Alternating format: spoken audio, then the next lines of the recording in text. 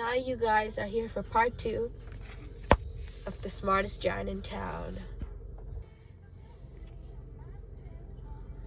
It's our house, squeaked the mother mouse. Oh look, it's smoking. What could possibly happen? It burned down, and now we have nowhere to live. You can see it burned down, and they're escaping. I wish we had a new house. Comment down if you feel bad for the mice. I feel bad for the mice. They wish they had a nice new house. Wait. Cheer up, said George. And he took off one of his shiny shoes. It was giving me blisters anyway, he said, as the mouse and her babies scrambled inside.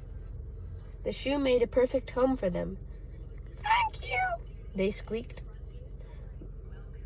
Oh, look, they're climbing up the shoelace.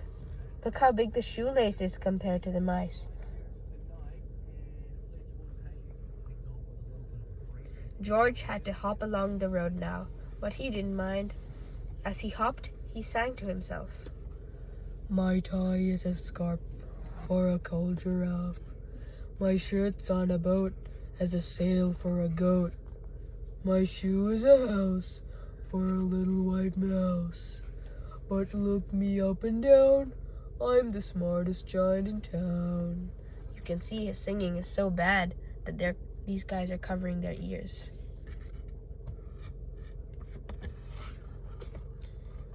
George came to a campsite. Beside a tent stood a fox who was crying. What's the matter? Asked George. See, he's crying. Poor fox. What kind of animals do you see? It's my sleeping bag, said the fox. I dropped it in a puddle. I wish I had a warm, dry sleeping bag.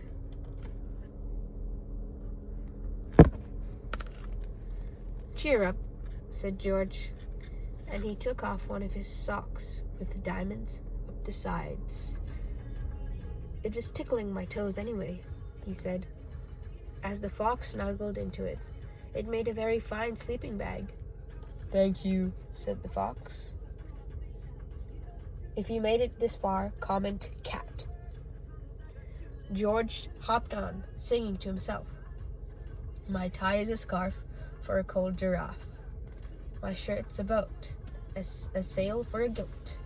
My shoe is a house for a little white mouse. One of my socks is a bed for a fox. But look me up and down, I'm the smartest giant in town. He doesn't look any smart now. Why is there a frog? George came to a big squelchy bog. Beside the bog stood a dog who was howling. What's the matter? Asked George.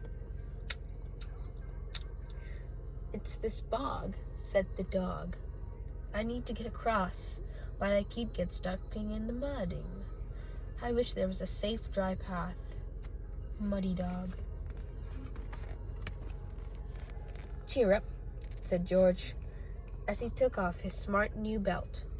It was squashing my tummy anyway, he said, as he laid it down over the bog. It made an excellent path. Thank you, said the dog. The wind started to blow, but George didn't mind. He hopped on, singing to himself. My tie is a scarf for a cold giraffe. My shirt's on a boat as a sail for a goat. My shoe is a house for a little white mouse. One of my socks is a bed for a fox. My belt helped a dog who was crossing a bog.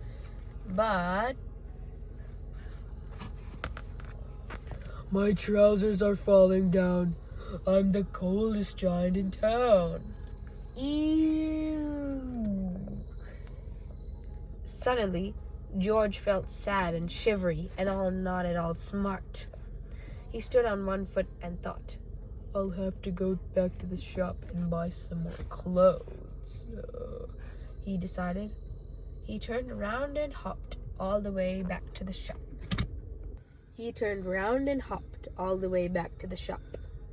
Hop. hippity-hop, hop like a bop. But when he got there, it was closed. "Oh no!" cried George. Dumb George. He sank down on the doorstep, and a tear ran down his nose. Sniffy George. He felt as sad as all the animals he had met on his way home. Then, on the corner of his eye, he saw a bag with something familiar poking out of the top. George took a close look. What could it be? Comment down below what it could be. "My gown!" he yelled. "My dear old gown and sandals!" George put them on. They felt wonderfully comfortable. "I'm the coziest giant in town," he cried, and he danced back home along the road. Dancing George, silly George, dumb George. Outside his front door stood all the animals he had helped. They were carrying an enormous present. "Come on, George," they said. "Open it." George untied the ribbon. Inside was a beautiful gold paper crown and a card. "Look inside the card, George," said the animals. George put the crown on his head and opened the card.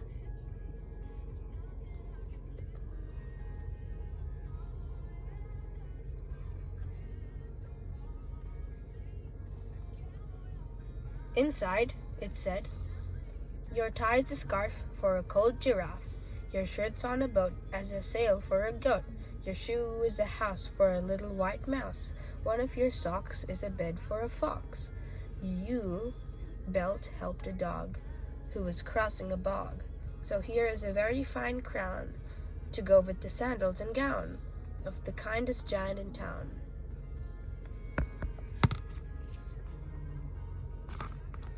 Thanks for Julia Donaldson and Axel Scheffer for making this amazing book.